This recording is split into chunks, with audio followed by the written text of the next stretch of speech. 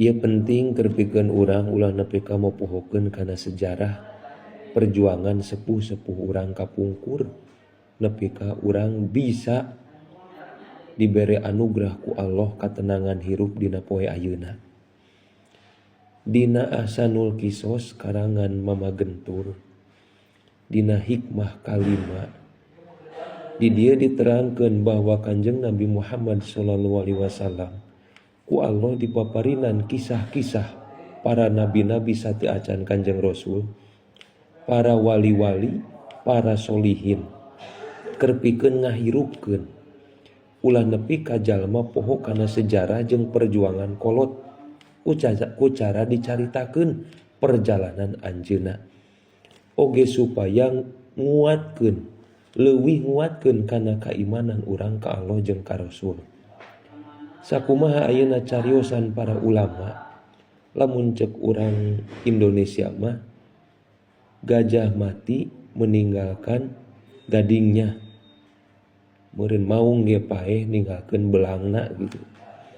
Mamata mayyitun wa dzikru yuhyihi teu pati-pati hiji jalma maot anging eta caritaan jalma nu bakal ngahirupkeun. Matak ulah nepi ka urang maot teu ninggalkeun carita alus nu matak jadi jariah. Kitu tah Heung. Di urang seueur cerita-cerita zaman-zaman sejarah perjuangan para walina Allah, para kakasina Allah, para pahlawan anu rela ngorbankeun dirina, hartana, bahkan keluargana keur memperjuangkeun kemerdekaan, keur nanjeurna syariat Islam jeung keur nepina katenangan ka urang sebagai anak incukna. Jalan kareta perjuangan Belanda euy, urang patut ngahargaan nya ge ngajajah. Tingali seueur patilasan ulah nepi ka poho urang kana sejarah eta.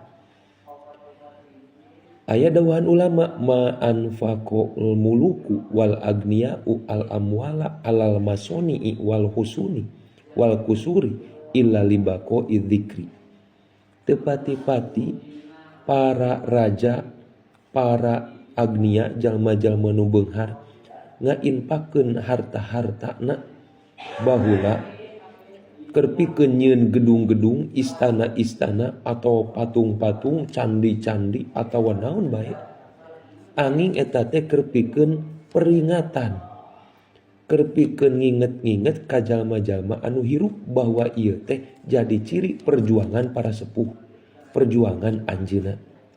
Matak ulah nepi ka poho urang kana perjalanan para sepuh. Ulah nepi ka teu ngahargaan urang kana perjuangan sepuh-sepuh. Kan kitunya wahwa bisa bihaizun tafdila kasauran Ibnu Malik oge.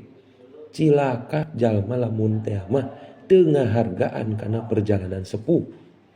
Di urang di Nusantara aya perjalanan Prabu Siliwangi. Aya perjalanan ayeuna Kesultanan Banten, Kesultanan Cirebon jeung sajabana ulah nepi ka poho urang kadinya kana kolot-kolot urang anu geus berjuang nepi ka urang ngareunah ayeuna. Kitu ceuk Mama Gentur teh saurna. Mudah-mudahan urang diangkeun janten santrina